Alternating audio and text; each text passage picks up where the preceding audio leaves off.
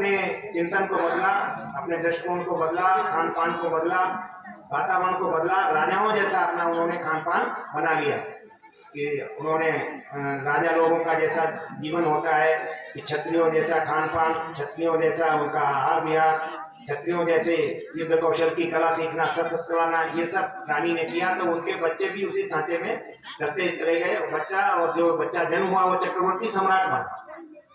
हम लोग अभिमन्यु की कहानी जानते हैं, है ना। अभिमन्यु की कहानी तो सभी लोग जानते हैं, महाभारत में पढ़ा होगा कि जब सुभद्रा गर्भ से थी तो उनको नींद नहीं आ रही थी, तो अर्जुन ने उनको चक्रव्यूह वेदन की कहानी सुनाई कि चक्रव्यूह कैसे वेदन किया जाता है। माँ कहानी सुन रही थी और बच्चा भी गर्भ में सुन रहा था। बच्चा चक्रव्यूह कैसे वेदन किया जाता है वहां तक सीख गया, और तब तक सुभद्रा को नींद आ गई। फिर बाहर कैसे निकला जाता है वो सुन नहीं सकी और बच्चा भी सो गया। उसका परिणाम क्या हुआ कि अभिमन्यु जैसा वीर जो था वो महाभारत में मारा गया। अगर उस माँ थोड़ी देर और जग जाती, चक्रव्यूह से बाहर निकलने की कला भी सुन लेती, तो बच्चा भी सीख जाता और अभिमन्यु जो सबसे वीर योद्धा था मारा नहीं जाता। कहने का तात्पर्य है कि हमारे गर्भ में जो शिशु पल रहा है वह हमारी हर बात को अपने दिमाग में फीड कर रहा है। जब बच्चा 3 माह से 4 माह का गर्भ में होता है तो प्रति मिनट उसके अंदर 2.5 लाख न्यूरॉन्स जो मस्तिष्कीय सेल हैं इनका निर्माण होता है। इतनी तेजी से मस्तिष्क बनता है, और केवल बनता ही नहीं है, जैसे हम लोग एक छोटी सी चिप में बहुत बड़ा कार्यक्रम फीड कर लेते हैं ऑडियो वीडियो का, उसी तरह से उसके दिमाग में जो उसके न्यूरॉन्स हैं, नर्व सेल्स हैं, उनके अंदर माता का सारा चिंतन, सारा स्वभाव, सारा व्यक्तित्व, सारा भाव, संवेदना, सब कुछ उसमें फीड होता हुआ चला जाता है। अर्थात गर्भ में हम समझते हैं बच्चा तो अभी गर्भ में है, कुछ नहीं जानता, लेकिन उसके दिमाग में वो सारी चीजें फीड होती चली जाती हैं। और जब बच्चा जन्म लेता है 5 वर्ष तक के बच्चे का 90% व्यक्तित्व निर्माण हो चुका होता है, उसका मस्तिष्क 90% विकसित हो चुका होता है, बाकी केवल 10% बाकी से जीवन में वो ज्ञान प्राप्त करता है। वो सारा ज्ञान मस्तिष्क में वह बच्चा गर्भ में ही धारण कर लेता है। बच्चा गर्भ में जब 6 माह का होता है तो उसकी इंद्रियों का विकास हो जाता है, वो अच्छा बुरा खट्टा मीठा सब अनुभव करने लगता है और उसकी प्रतिक्रिया भी व्यक्त करता है। जब माँ बच्चे को लोरी सुनाती तो वो सुनता है और प्रसन्न होता है और उसकी प्रतिक्रिया व्यक्त करता है। जब माँ नाराज होती है, दुखी होती है, तो बच्चा भी परेशान होता है। जब माँ बहुत खुश होती है, आह्लादित होती है, तो बच्चा गर्भ में नाचने लगता है। इसका आज विज्ञान के द्वारा प्रयोग किए गए हैं ये सब, और ये सारी चीजें सिद्ध हुई हैं। तो इसलिए ये न माने कि बच्चा गर्भ में है तो कुछ जानता नहीं, कुछ सीखता नहीं, वो सब सीख रहा है, जान रहा है। जैसा वातावरण उसको मिलेगा वैसा ही उसका व्यक्तित्व ढलता हुआ चला जाएगा।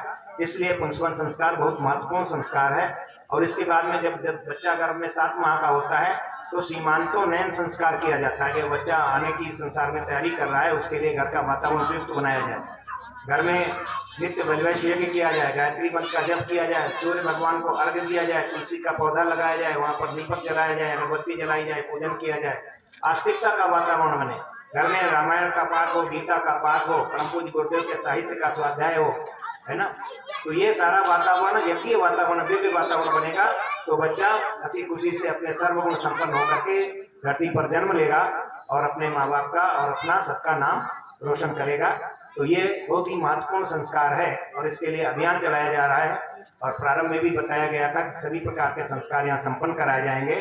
और पुंसवन संस्कार के लिए जो भी माताएं बहनें गर्भवती हों, अभी कल का समय शेष है, तो उनको सूचना दे करके आप लोग उनका संस्कार करा सकती हैं, ताकि उनके परिवार में कोई देवता जैसा, ऋषि जैसा जो है जीवात्मा का जन्म हो और वो पूरे समाज को धन्य बना सके। पुंसवन संस्कार में कुछ कर्मकांड हैं जिनका बहुत महत्व है। पहला है औषधि अवग्रहण का। हमारा बच्चा कैसा हो, इसके लिए 3 औषधियों के माध्यम से ये प्रेरणा दी जाती है कि बट वृक्ष की लताएं औषधि निर्माण में प्रयोग की जाती हैं। बट माने बरगद का पेड़। कितना बड़ा होता है पेड़ों में? सबसे बड़ा पेड़ कौन है? बरगद का या अमरूद का? बरगद का पेड़ बहुत बड़ा होता है ना। और कई कई पेड़ तो कई एकड़ में फैल जाते हैं, उनकी जटाएं लताएं निकलती रहती हैं, उनको सपोर्ट देती हैं, आंधी तूफान आता है तो भी कुछ बिगाड़ नहीं पाता। ऐसे ही विराट व्यक्तित्व वाला बच्चा बने, ये उद्देश्य है औषधीय उद्यान में वट वृक्ष की लताओं को लगाने का, ताकि उसका व्यक्तित्व इतना महान बने कि पेड़ की जैसे छाया में हजारों लाखों जीव जंतु आश्रय पाते हैं, उस बच्चे का व्यक्तित्व इतना हो कि हजारों लाखों लोग उससे कुछ प्रेरणा ले सीखें, उसका सहयोग प्राप्त करके अपने जीवन को धन्य बनाएं। वट वृक्ष की एक और विशेषता होती है कि दीर्घायु वाला होता है, बहुत ज्यादा लंबे समय तक उसका जीवन होता है, हजारों वर्ष तक वो हरा भरा रहता है, क्योंकि उसकी जड़ें जमीन में लग जाती हैं लताएं, और उनसे वो आहार ग्रहण करता है। तो हमारा बच्चा भी दीर्घजीवी हो, आत्म संयम और नियमितता का व्रत लेकर के उसकी 100 वर्ष से भी ज्यादा आयु हो, ऐसा जीवन बच्चे का हो, ये उद्देश्य है वट वृक्ष की लताओं का। और उसमें औषधि में क्या मिलाया जाता है? पीपल की कोंपलें मिलाई जाती हैं। पीपल को देववृक्ष कहा गया है, जो 24 घंटे ऑक्सीजन देता है। सभी देवताओं का निवास पीपल में बताया गया है, और भगवान कृष्ण ने स्वयं गीता में कहा है कि वृक्षों में पीपल मैं स्वयं हूँ, अर्थात देवताओं का सारा गुण, दैवीय गुण उस पीपल में मौजूद है। तो हमारे बच्चे के अंदर भी दैवीय गुणों का विकास हो, भगवान के सारे गुण बच्चे में आ जाएं, देवताओं के सारे गुण बच्चे में आ जाएं, ऐसा महान व्यक्तित्व बने, देने वाला, दूसरों को प्रेम करने वाला, दूसरों का सहयोग करने वाला, दूसरों की आज्ञा मानने वाला, स्वावलंबी, गुणवान, चरित्रवान बच्चा बने। इसलिए पीपल की कोंपलों का उसमें समावेश किया गया है। और तीसरी औषधि उसमें क्या मिलाई गई है? गिलोय अमृता, जिसे कहते हैं। बच्चा अमृत की भावना प्राप्त करके, मैं शरीर नहीं हूँ, मैं आत्मा हूँ, इतना आत्मज्ञान उसे हो, अपने को अजर अमर माने, है ना। और शरीर तो सबका छूटता है, लेकिन शरीर छोड़ने के बाद में भी उसका नाम अजर अमर हो जाए, उसके गुण ऐसे हों, लोग युगों युगों तक उसको याद करें। राजा हरिश्चंद्र कब पैदा हुए थे, कितने साल हुए, कोई जानता है? हजारों लाखों साल हो गए होंगे, सतयुग में जन्म लिया था। लेकिन आजकल भी अगर किसी को उदाहरण देना होता है, सत्य मार्ग पर चलने की प्रेरणा देनी होती है, या कोई सच्चाई के रास्ते पर चलता है, तो उसे क्या कहते हैं? कहते हैं ये इस युग के हरिश्चंद्र है ना। तो हरिश्चंद्र का नाम अजर अमर है कि नहीं है, और आगे युगों युगों तक रहेगा।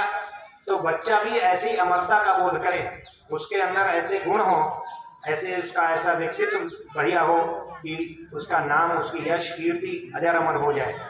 और दूसरी विशेषता यह है कि अमृता जो है उसको सर्वौषधि कहा गया, उसका सेवन करने से कोई रोग शोक नहीं होता जीवन में, रसायन है सर्वश्रेष्ठ, तो इसलिए उसका प्रयोग किया गया है। औषधि तैयार हो गई हो तो अन्नमर्तस्य देवत्वमाजानमग्रे ओम भूर्भुवः स्वः तत्सवितुर्वरेण्यं भर्गो देवस्य धीमहि धियो यो नः प्रचोदयात्। इसको रख दें, और बाद में चाहे तो इसका थोड़ा सा भर्गो देवस्य धीमहि धियो यो नः प्रचोदयात्। सब लोग इकट्ठा कर लें एक प्लेट में और इनको दे दें, ये अपने गर्भ से लगाएं उसको।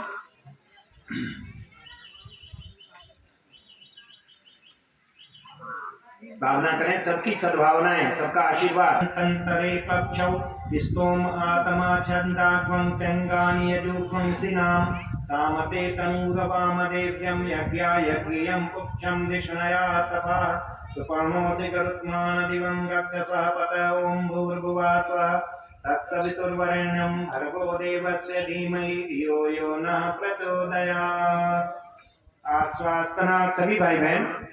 मन्नेहं माम तद्विद्वांसं माहं पौत्रमगन्याम ओम भूर्भुवः स्वः तत्सवितुर्वरेण्यं भर्गो देवस्य धीमहि धियो यो नः प्रचोदयात्।